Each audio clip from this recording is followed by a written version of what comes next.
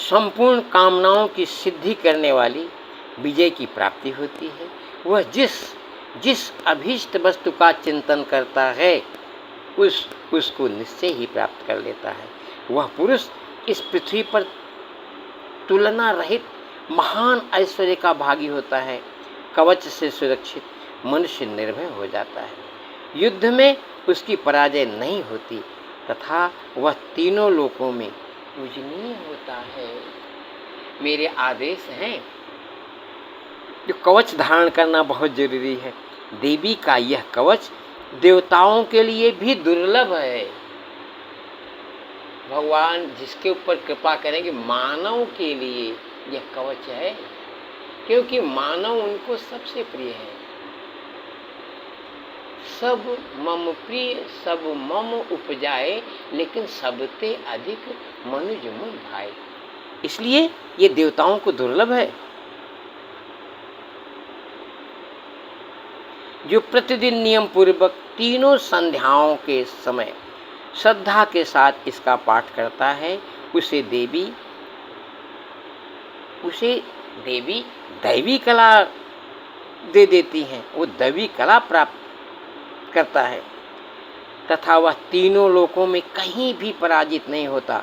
इतना ही नहीं, वह अपमृत्यु से रहित हो 100 से अधिक वर्षों तक जीवित रहता है। अपमृत्यु मतलब अकाल मृत्यु अथवा अग्नि, जल, बिजली एवं सर्प आदि से होने वाली मृत्यु को अपमृत्यु कहते हैं। मकड़ी, चेचक और कोढ़ आदि उसकी संपूर्ण व्याधियां नष्ट हो जाती हैं।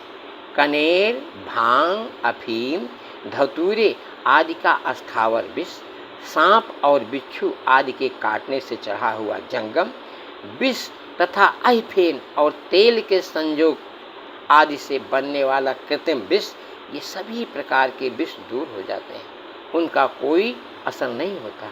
इस पृथ्वी पर मारण, मोहन आदि जितने आभिचारिक प्रयोग होते हैं तथा इस प्रकार के जितने मंत्र यंत्र होते हैं, वे सभी इस कवच को हृदय में धारण कर लेने पर उस मनुष्य को देखते ही नष्ट हो जाते हैं। यही नहीं, पृथ्वी पर विचरने वाले ग्राम देवता, आकाशचारी, देव विशेष, जल के संबंध से प्रकट होने वाले गण, उपदेश मात्र से शुद्ध होने वाले निम्न कोटि के देवता, अपने जन्म के साथ प्रकट होने वाले देवता, कुल देवता, माला यानी कंठमाला आदि, डाकिनी, शाकिनी, अंतरिक्ष में विचरने वाली अत्यंत बलवती भयानक डाकिनियाँ, ग्रह, भूत, पिशाच, यक्ष, गंधर्व, राक्षस, ब्रह्म राक्षस, बेताल, कूष्मांड और भैरव आदि अनिष्टकारक देवता भी हृदय में कवच धारण किए रहने पर उस मनुष्य को देखते ही भाग जाते हैं।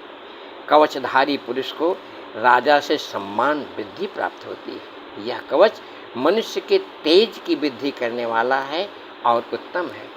कवच का पाठ करने वाला पुरुष अपनी कीर्ति से विभूषित भूतल पर अपने सुयश के साथ साथ वृद्धि को प्राप्त होता है।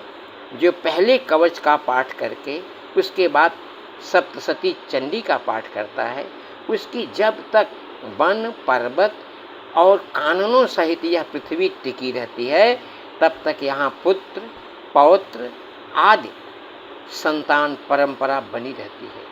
फिर देह का अंत होने पर वह पुरुष भगवती महामाया के प्रसाद से उस नित्य परम पद को प्राप्त होता है, जो देवताओं के लिए भी दुर्लभ है, यानी भगवान को प्राप्त कर लेता है, मोहन को प्राप्त कर लेता है, आनंद को प्राप्त कर लेता है। वह सुंदर दिव्य रूप धारण करता है और कल्याणमय शिव के साथ आनंद का भागी होता है।